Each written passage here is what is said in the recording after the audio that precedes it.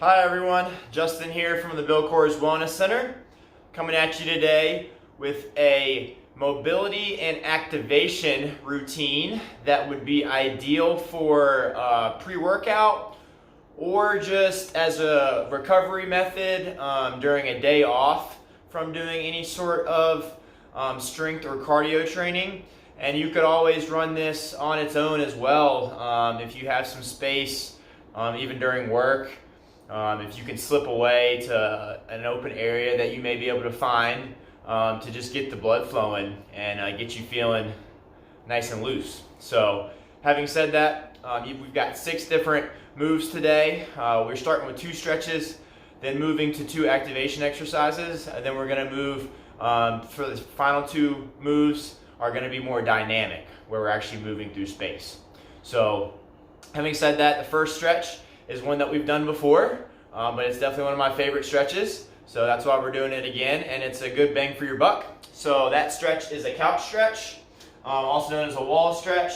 I'm using my bench here to elevate my leg. I could use a wall, or I could use a couch or other chair. So it's completely up to you, but I've got a pad here underneath my knee. I'm gonna bring that back foot. If you notice, it's resting on top of this bench and this chair. And the key here is trying to get the knee as close towards whatever you're up against as possible. So if I'm up against the wall, I want the knee as close to the wall as I can get it. Likewise, same thing here with the bench. So once I've got that, I'm gonna reposition my front leg so that I've got a 90-degree bend in the front knee. From here, I'm gonna squeeze this back glute that has the foot elevated, and then all I'm gonna do is lean forward slightly. Now, if you've got the glute turned on and squeezed, you're not going to be able to make it very far. You should be feeling a big time stretch through the front of the quad, as well as the hip flexor.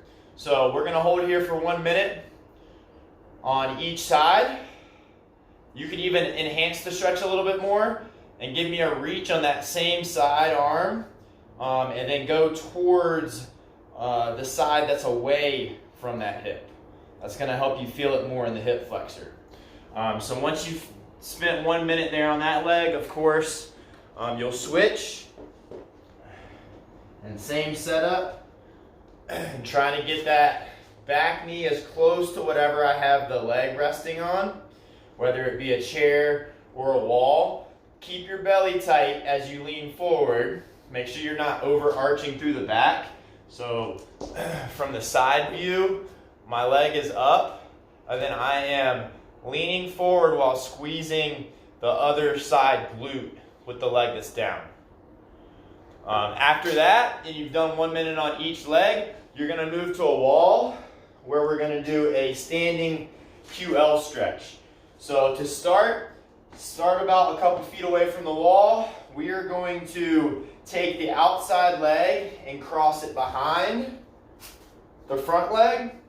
And then from here, we're going to take both hands and drive into the wall by pushing as I bring the hip out.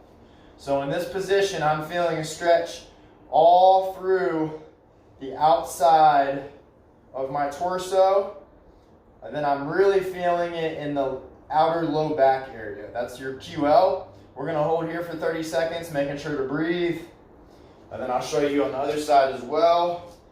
You're taking that outer leg, crossing it over, and then we are driving both hands into the wall as I try to kick my hip out. So once you've done 30 seconds on each side there, we'll move to a beast hold with an arm reach. So this is an activation exercise for shoulder stability, hip stability, as well as to warm up the back and activate the back muscles. So you're gonna get into what we call a beast hold. Let me move this down a little bit so y'all can see what my feet are actually doing, or my knees. And so I'm gonna start hands and knees, like so. And then what I'm gonna do is I'm going to press up on my toes to bring my knees about 2 to 3 inches off the floor. From here, I'm squeezing my core as tight as I can, my abs, and then I am going to try to raise one arm with the thumb going up 5 times. Notice here I'm trying to stay as tight as I can and not rotate through my hips or through my shoulders and let my shoulders or hips dip as I do my 5 raises. So we're doing 5 on one arm, making sure not to overcompensate and reach up with my knees. Everything staying stable, and then we're going to go 5 on the other arm. Notice the elbow stays straight and thumb goes towards the sky. And then once we've got that, we are going to move to a dead bug with legs only. So let me tilt this down again real quick. That looks a little better. And then we're laying on our back. We're going to start with hands towards the ceiling, knees towards the ceiling. And then what I'm going to do is I'm going to keep my belly tight. So I'm squeezing, contracting my abs. And then we're going to go nice and slow. One leg extends. Slight 2-second hold. And then I alternate. 2-second hold. The only thing touching the floor is my lower back. Once I've got 10 of these on each side, making sure that the small of my back stays towards the floor, I'm going to move on to my first of 2 dynamic exercises. So this first dynamic exercise is going to be a staggered airplane with rotation. So the way it's going to work is we're going to start with one leg. We're going to stagger our stance. Then from here, I am going to keep my knees soft, arms out wide, hinge. Then I'm going to rotate one way, rotate the other, then come back up.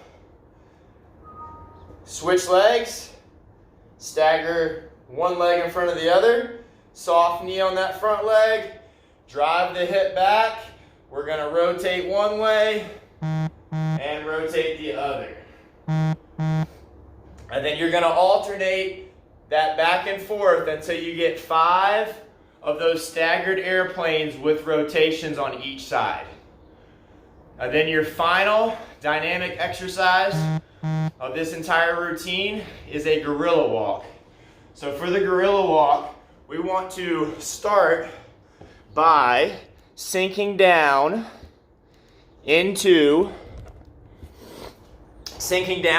a deep squat, like so. And then I'm going to take my hands and I'm going to take my one closest to, in this case, my right knee, outside, and the other arm follows it. And then what I'm trying to do is essentially, I'm trying to act like I'm a gorilla. So I'm going to place most of my weight of my body through my hands as I swing my feet and legs behind me. So we're going to go 5 on each side. So that was 2 for me on each side. And then I'll keep going until I get 5. Making sure to reach outside with one arm and then come all the way across. And then once you've got that done, that is it for this mobility and activation routine. Feel free to run this as many times as you would like, but really once is all you need to get you feeling loose and ready for a workout or nice and recovered if it's your recovery day. So give that a shot, let us know how it goes, and we will see you next time.